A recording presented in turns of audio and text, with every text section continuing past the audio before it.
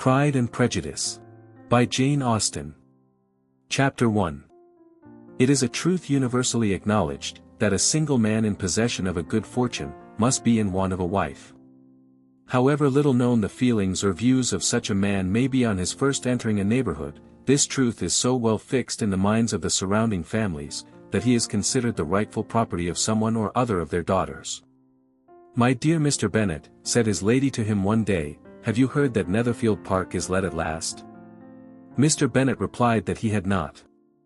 "But it is," returned she, "for Mrs. Long has just been here, and she told me all about it." Mr. Bennet made no answer. "Do you not want to know who has taken it?" cried his wife impatiently. "You want to tell me, and I have no objection to hearing it." This was invitation enough. "Why, my dear, you must know, Mrs. Long says that Netherfield is taken by a young man of large fortune from the north of England, that he came down on Monday in a chaise and four to see the place, and was so much delighted with it, that he agreed with Mr. Morris immediately, that he is to take possession before Michaelmas, and some of his servants are to be in the house by the end of next week. What is his name?" "Bingley." "Is he married or single?" "Oh. Single, my dear, to be sure. A single man of large fortune, 4,000 or 5,000 a year. What a fine thing for our girls." "How so? How can it affect them?" "My dear Mr. Bennet," replied his wife, "how can you be so tiresome? You must know that I am thinking of his marrying one of them."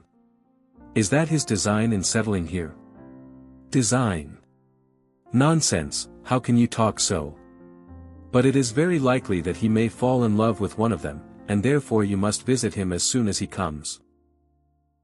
"I see no occasion for that. You and the girls may go, or you may send them by themselves, which perhaps will be still better, for as you are as handsome as any of them, Mr. Bingley may like you the best of the party." "My dear, you flatter me. I certainly have had my share of beauty, but I do not pretend to be anything extraordinary now. When a woman has 5 grown-up daughters, she ought to give over thinking of her own beauty. In such cases, a woman has not often much beauty to think of. But, my dear, you must indeed go and see Mr. Bingley when he comes into the neighborhood. It is more than I engage for, I assure you. But consider your daughters. Only think what an establishment it would be for one of them. Sir William and Lady Lucas are determined to go, merely on that account, for in general, you know, they visit no newcomers. Indeed you must go, for it will be impossible for us to visit him if you do not. You are over-scrupulous, surely.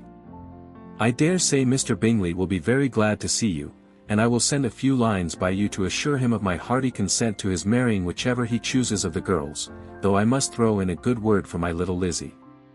I desire you will do no such thing. Lizzie is not a bit better than the others, and I am sure she is not half so handsome as Jane, nor half so good-humored as Lydia. But you are always giving her the preference."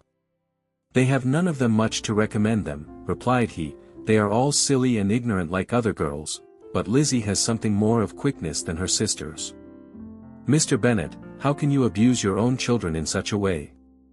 You take delight in vexing me. You have no compassion for my poor nerves. You mistake me, my dear. I have a high respect for your nerves. They are my old friends. I have heard you mention them with consideration these last 20 years at least. Ah, you do not know what I suffer.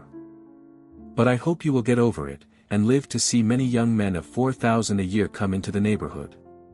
It will be no use to us, if 20 such should come, since you will not visit them. Depend upon it, my dear, that when there are 20, I will visit them all." Mr. Bennet was so odd a mixture of quick parts, sarcastic humor, reserve, and caprice, that the experience of 23 years had been insufficient to make his wife understand his character.